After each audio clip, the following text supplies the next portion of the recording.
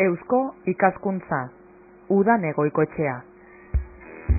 Eta beti esaten dugun arren, baliorik galtzen ez dagoelakoan, batez be geure gonbidatuak eurek direlako, Eusko ikaskuntzak eta Bizkaia irratiak alkarregaz eta alkarlanean dakargun saio hau konposatzen dabenak. Eta gaur be gonbidatu eta guzti gatoz ez usten. Datorkiguneaz egingo dugu berba, hori alde batetik. Baina Eusko ikaskuntzako gazteria sailera bello dugu eta hortik gonbidatu eta guztikana.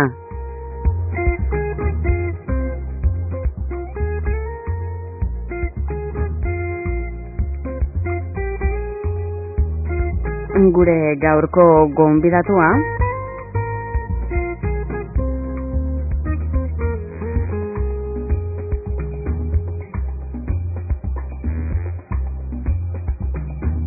gaurko gonbidatua Amaia Nausika da. Amaia, zelan ezago ondo etorri? Esker, ongi nago. Esan dugun moduan Eusko ikaskuntzaren sail atal batera jo dugu, hain zuzen gazteria departamentura. Hori da, gazteria departamentua orain dela 3-4 urte sortu genuen Eusko ikaskuntzan eta hor gabiltza lanean, bai. Amaia, zeure zereginak zeintzuk dira hor? Bueno, baditugu hainbat proiektu gazteekin, baina egia esan da, orain hor gaude buru belarri batez ere datorkigunea proiektua koordinatzen, eta nire zeregina izan lirateke, hori proiektua koordinatzea, eta denetarik ez, diru laguntzak ere lortzea, gazteekin harremanak mantentzea, eta horrelakoak, denetarik pizka. Hori da, zuk ondo esan duzun moduan, gazteria saila Eusko ikaskuntzakoa orain buru belarri dabil datorkigunea proiektuan. Zelan definiduko zaunke datorkigunea, ezinbestez gazteak parte hartzea aitatu beharko ditugu? Hori da. Datorkigunea proiektua da gazteen bilgune bat, gaurkotasuneko gaiei buruz eztabaidatzeko. 7 lurraldetako gazteak biltzen ditu, 18-30 urte bitartekoak direnak, eta kasu honetan 40 gazte dira. Hola, elkartzen dira hilabetean behin, ikasturte oso batetan, eta ikasturte bakoitzean lantzen dituzte gaurkotasuneko 2 gai. Oraingoan, irailetik hasi eta urtarrilera arte, egon ziren lantzen parte hartzearen gaia, eta otsailetik ekaina bitartean gazteen arazo nagusien aurrean, langabezia eta etxebizitza zer egin, edo horren inguruan lantzen dabiltza. Eta honen guzti honen asmoa, helburua, zein da, Amaia? Helburua izanen litzateke gazteekin haien etorkizuna prestatzea, joaten prestatzea, ez? Beti entzuten dugu etorkizun iluna edo daukagula aurrean, eta guri gazteria departamentuatik interesatzen zitzaiguna zen gazteekin etorkizun hori prestatzea, ez? Beraiekin erabakitzea zenolako etorkizuna eduki nahi duten, eta horren inguruan hausnartzea, ez? Gazte ikuspuntutatik gaurkotasunezko gaiei buruz hausnartzea. Eta horretarako metodologia bat aplikatzen dozue, azaldu dozu gitxi gora bera, hilabetean behin alkartu, eta abar, zelan hasi zinean eta zein da funtzionamendua? Hori esan bezala, hilabetean gara, baina funtzionamendua, igual pizkat atzera joan barko ginateke eta esatea gu hasi ginela proiektu hauekin edo Eusko ikaskuntzaren 17. kongresuan 2009 amaieran antolatu genuen gazte foro bat, hau da, kongresu paralelo antzeko bat gazteentzat, bertara etorri ziren 300 bat gazte eta hortan ohartu ginen sortu nahi genuen horrelako foro bat, baina iraunkorra zena, ez? Horregatik hortik sortu zen ideia, datorkigunearen ideia. Orduan, pasaden udaberrian, ireki genuen deialdi bat, gazteak, 7 lurraldetako gazteak, euskaldunak, eta bertara gerturatu deialdi horretara erantzun zuten 60 bat gazte. Horietatik 40 aukeratu genituen eta ja hasi ginen lanean beraiekin. Orduan, pixkat metodologia izanen litzateke, bilera bakoitzaren aurretik gaztei helarazten diegu bibliografia bat, gai zehatz baten inguruan, kasu honetan parte hartzearen inguruan, eta horrela gazteak ja gerturatzen dira bileretara ja oinarri batekin, eztabaidatzeko eta hausnartzeko. Eta horretarako ere sortu genuen gure webgunean intranet antzeko bat, eta bertan zintzilikatzen diegu bibliografia hori. Gero ja, beraiek gerturatzen direnean bileretara, hor badaukate aukera adituen hitzak edentzuteko, bilera bakoitzara adituak eramaten ditugulako, eta horren ondoren ja sortzen ditugu lantaldeak gai horren inguruan eztabaidatzeko eta lan egiteko. Eta gaiak dinozun moduan askotarikoak izan daiteke? Bai, hori da, beti ere guri interesatzen zitzaigun, hori gaurkotasuneko gaiei buruz hitz egitea. Eta planteatu genuenean zein izanen litzateke lehenengo gaia, argi geratu zen parte hartzea izan beharko lukela, ze azken pinean hori da datorkigunea, ez? Gazteek parte hartzeko bilgune bat. Orduan hori interesatu zitzaigun jakitea nola parte hartzen ari garen gazteok gaur egungo gizartean, eta nola parte hartu nahiko genukeen ere gizartean. Hori da.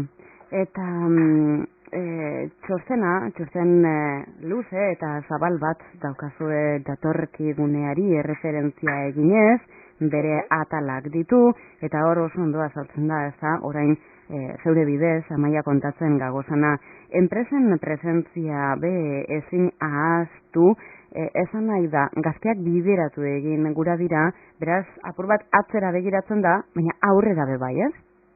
Hori da, aurrera begiratu behar dugulako, gure helburua zen, gazte hauek elkartzea eztabaidatzeko eta diagnosi bat egiteko parte hartzearen inguruan, baina beti ikuspuntu horretik aurrera begiratu behar dugula. Ze askotan gertatzen zaigu, ez?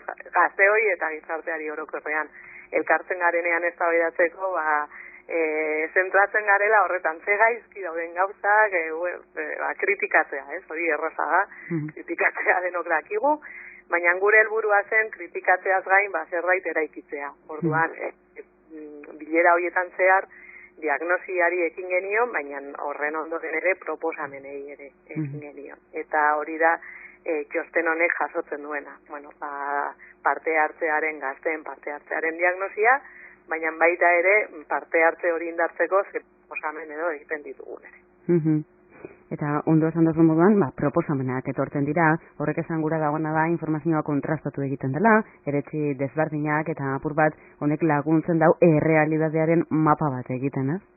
Hori da, Euskal Gazteriaren errealitatearen mapa, hori ere egin genuen, helburua zen ikustea ze arloetan parte hartzen ari garen, horretarako banatu ginen lau taldeetan, parte hartze kulturala lantzeko, soziala, ekonomikoa eta politikoa, eta talde horietan ikustea hori ze ekintzetan edo parte hartzen ari garen gazteok. Eta horretaz gain ere, iruditzen zitzaigun interesgarria zela ikustea ze oztopo eta ze aukera ditugu parte hartzeko. Ze argi dago parte hartzeko oztopoak daudela, baina ere igual garrantzitsua zen ohartaraztea gaztea, ohartaraztea badituztela ere aukera parte hartzeko.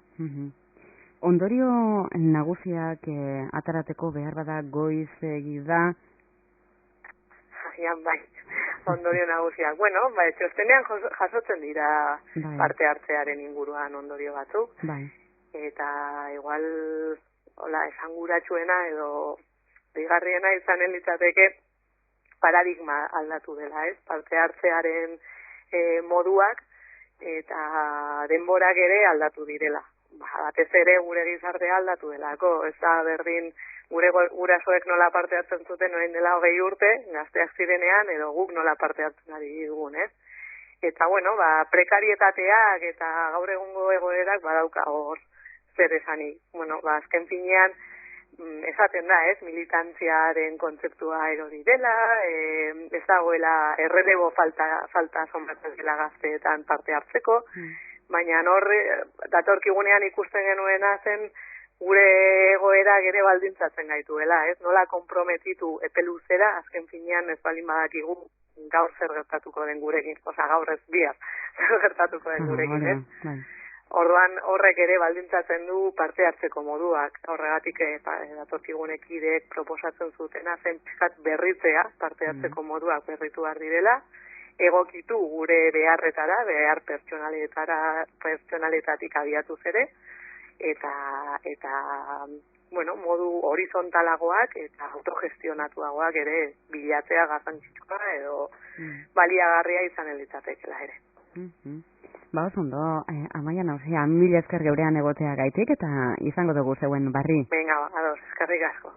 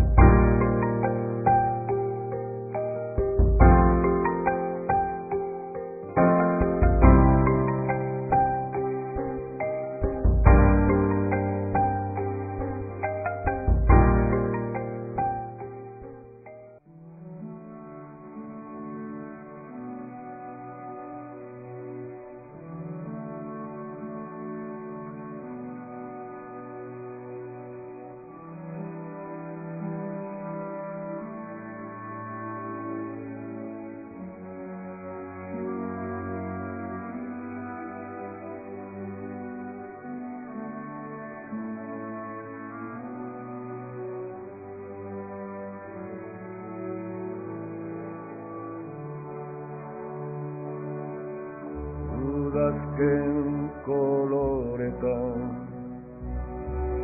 landen lurrinak zeharkatuz eta zoroit ta iganaz.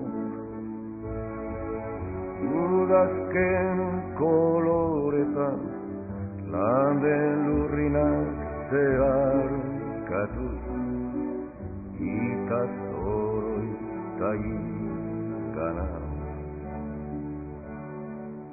Zuaitz biluziaren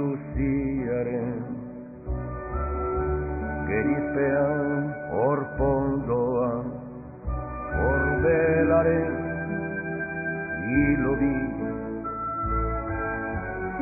horiz eta gorriz denan lokarturi denan lokarturi.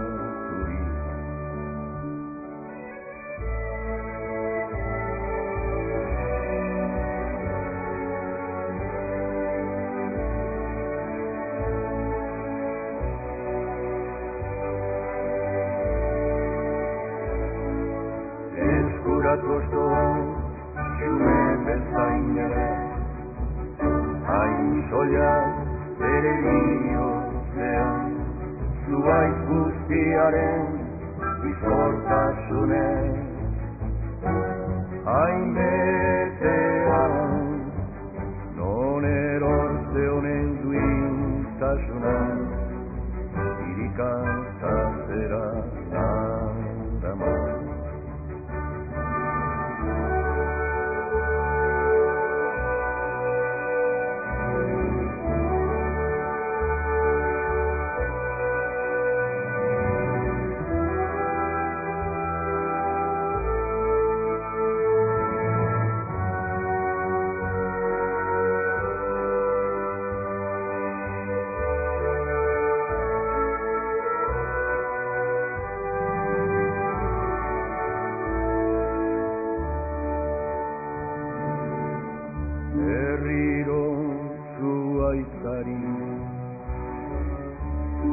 zaio kezkaturikote, joate askearen oparotasunean, etikotasunaren irria dirudi, irria dirudi.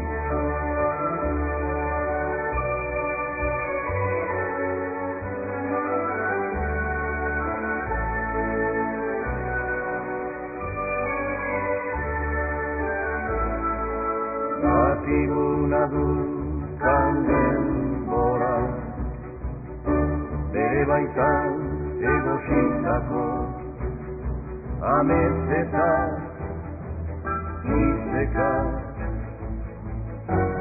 bailegoan nere baitako amezeta izeka, bailegoan.